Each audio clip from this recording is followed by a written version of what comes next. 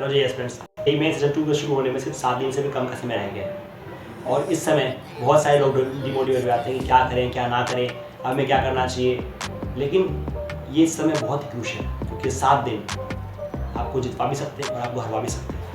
कुछ लोग आपको कहेंगे कि जो तैयारी होनी थी वो तो 2 साल पहले हो गई या 3 साल पहले भी हो गई, जो भी उन्होंने तैयारी करी होगी। लेकिन शुरुआत जो लास्ट के 7 या 10 दिन जो रह जाते हैं वो बिल्कुल टर्निंग पॉइंट होते हैं किसी भी सिचुएशन को बदलने के लिए। जैसा जेईई हो, नीट हो, कोई सा भी कॉम्पिटिटिव एग्जाम हो, जो लास्ट के कुछ दिन रह जाते हैं उसमें आपकी कंडीशंस बिल्कुल बदल जाती है। हो सकता है कि आप 99 ना भी अटेंड कर पाए, लेकिन अगर आपने 7 दिन अच्छे से प्रैक्टिस कर लिया तो आप 2 या 4% का जंप आराम से कर लेंगे। तो इन 7 दिनों में कैसे और क्या करना होता है, क्या चीज़ फॉलो करनी होती है, कैसे पढ़ना होता है, क्या तरीका होता है, वो सब आज मैं बताऊँगा। बिल्कुल अंत तक सुनना, क्योंकि अंत में मैं आपको ये भी बताऊँगा कि एग्ज़ाम में कैसे आपको कूल रहना है, कैसे आपको काम रहना है और अपने परफॉर्मेंस को ऑप्टिमाइज़ करना है। क्योंकि चाहे आपने जितना भी पढ़ा हो, कितनी मेहनत की हो, अगर उन 3 घंटों में आपने अपना परफॉर्मेंस अच्छा नहीं दिया तो सब वेस्ट है।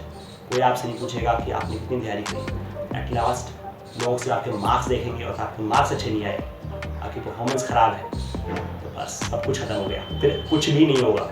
तो बिल्कुल ध्यान से सुनो, ये बिल्कुल लंबी नहीं होगी वीडियो, स्किप मत करना वरना फिर बाद में रहोगे। Half knowledge is very dangerous, पहली बोलते हैं, तो देखोगे तो पूरा देखना। तो शुरुआत करते हैं कि अभी हमें क्या पढ़ना चाहिए।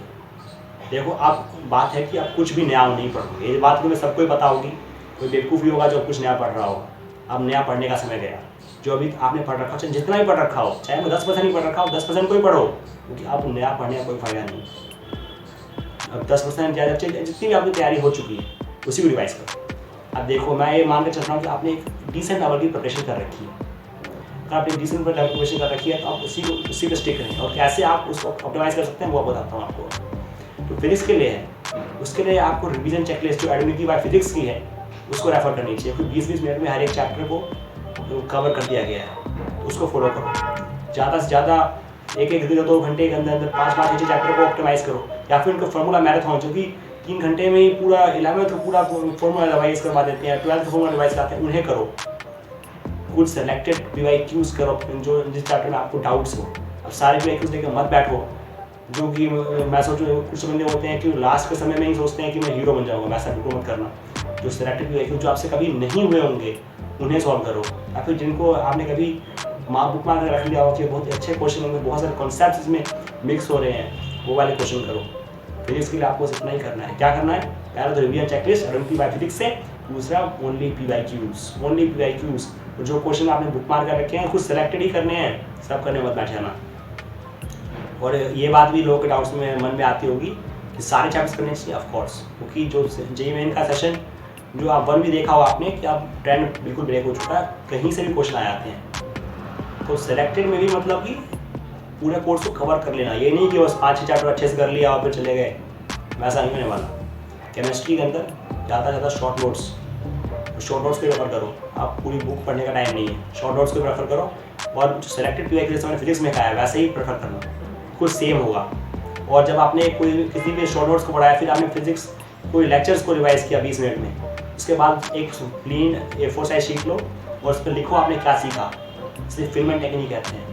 इसे बार बार लिख कर देखो कि आपसे क्या वो चीज़ आपके दिमाग से निकल गई, उस जो चीज़ आपको दिमाग से निकल गई उसे और अच्छे से एक बार रिवाइज करो और ऐसे करके सीखो कि आप इसी का टाइम है। थ्योरी वगैरह पढ़ने का टाइम गया। मैथ्स के लिए आपको सेलेक्टेड चैप्टर्स को आप कर सकते हो जिनमें आपको बस कमान बनानी है, क्योंकि यहाँ मैथ्स बिल्कुल बहुत टफ फॉर्मूला कर आती है। हो सकता है कि आप बहुत अच्छे से करके जाओ तो भी आपसे ना बने। फिर भी मैथ्स के लिए मैं आपको प्रेफर करूँगा कि थ्योरी में कम और क्वेश्चन ज़्यादा से ज़्यादा कर सकते हो तो करो। दिन में कम से कम कोशिश करो कि एटलीस्ट 20 क्वेश्चन आप कर ही दो। और ये वैरायटी में करना, ये नहीं कि बस एक चैप्टर में कर रहे हैं। एक क्वेश्चन हो सके तो सारे चैप्टर्स 11th या 12th के मिक्स करके करो। और एक और चीज़ जो आपको बताना चाहूँगा, प्रोटी अभी ये हो सकती है कि ये नहीं कि अगर फिजिक्स पढ़ने बैठे तो 5 घंटे फिजिक्स ही पढ़ रहे हैं, ये अभी बहुत पेनफुल हो सकता है। 1-1 घंटे के बाद सब्जेक्ट स्विच कर दो, क्योंकि इस समय आपका जो दिमाग होता है वो काफ़ी हाई एफिशिएंसी पर होता है। फोटोग्राफिक मेमोरी के बारे में आपने पढ़ा होगा, ये समय काफ़ी इंटेंसिफाइज होती है। तो आप बोर ना हो, बोर्डम फील ना करो, इसलिए 1-1 घंटे बाद स्विच कर देना सब्जेक्ट्स में। और मॉक टेस्ट, अब मॉक टेस्ट जो देना था मेरे हिसाब से तो अब हो चुका है। आप ऐसा आप 1 या 2 दे सकते हो, उससे ज़्यादा मत देना, वरना फिर वो आपके परफॉर्मेंस को डिक्लाइन ही करेगा। ये टाइम आपने पिछले दिए गए मॉक टेस्ट से सीखने का, आपने शायद मॉक टेस्ट डायरी बनाई होगी या फिर कुछ और ऐसे ही आप जहाँ पर आपने कुछ मिस्टेक्स लिखे होंगे उसको देखो, या फिर अगर नहीं भी किया है तो अपने पुराने जो आपके पास ऑनलाइन अवेलेबल होंगे उन्हें देखो, और ऑफलाइन है तो उन्हें देखो कि आपने वहाँ पर क्या गलती करी थी, वो क्या मिस्टेक्स थे, कि वहाँ दोबारा रिपीट ना करो। तो एट लास्ट वहाँ पे आपको ये चीज़ कवर करनी है कि वो गलती वहाँ ना हो। वहाँ अब जो आप मॉक टेस्ट दे रहे हो उसमें गलती हो जाए उसमें कोई दिक्कत नहीं, जो एक्चुअल एग्जाम है वहाँ गलती नहीं होनी चाहिए। तो प्रिपरेशन लेवल का तो पूरा जो भी डिस्कस करना था मैंने पूरा कर लिया।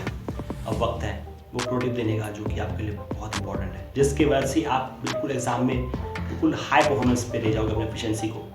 बिल्कुल ध्यान सुनना कि मैं क्या कह रहा हूँ। सबसे पहले तो सेंटर में आधे घंटे पहले पहुँचना, हो सके तो उससे पहले पहुँच सकते हो, लेकिन सेंटर में अगर आप पहले पहुँच जाते हो तो 50% काम तो भाई वैसे ही होगा कि आपका दिमाग जो है कूल है, कोई टेंशन नहीं है। नहीं तो अगर आप देर से पहुँचते हो तो वही आधी दिक्कत वही पर शुरू हो जाती है कि अब क्या होगा क्या नहीं, आपको दिमाग में टेंशन हो जाती है, डिमोटिवेशन होता है।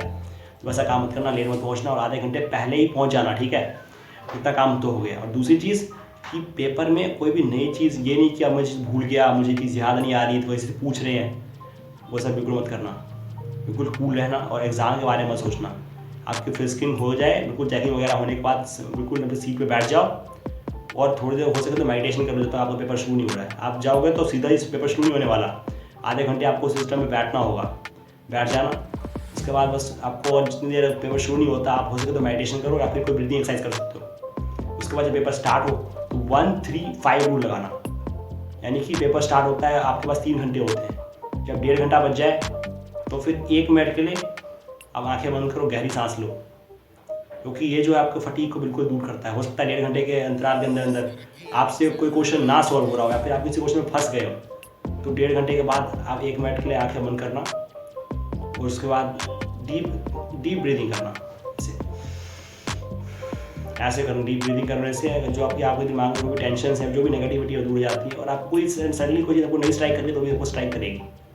उसके बाद 45 मिनट जब रह जाए तब करनी है एक ब्रीदिंग एक्सरसाइज, और लास्ट के 30 मिनट्स में भी एक्सरसाइज करनी है। और हो सकता है अगर मैं ना कोई क्वेश्चन आपसे नहीं सॉल्व हुआ या किसी क्वेश्चन में आपने बहुत ज़्यादा समय दे दिया होगा। मेरे केस में भी जब मेरे से मैथ सॉल्व नहीं हुई थी तो 15 मिनट्स वेस्ट हो गए थे और मैथ्स में एक भी क्वेश्चन सॉल्व नहीं हुआ था, मुझे लगा था कि सब कुछ खत्म हो गया, वेस्ट हो गया। तो ऐसी नेगेटिविटी कभी भी मत आने देना, अपने ओल्ड मेमोरीज को रिवाइव करना जिसमें आपने डिफिकल्ट सिचुएशन को भी विक्ट्री में कन्वर्ट किया था। ऐसे कि मैंने अपने केस में ये याद किया था कि मैंने 1 घंटे के अंदर कैसे 10 क्वेश्चन कर डाले थे।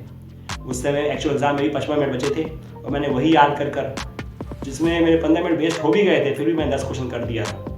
तो ज़रूरत है कि आपको कॉन्फिडेंस बस हाई रहे, बाकी 80-90% काम तो हो ही गया। तो बस all the best for your exam.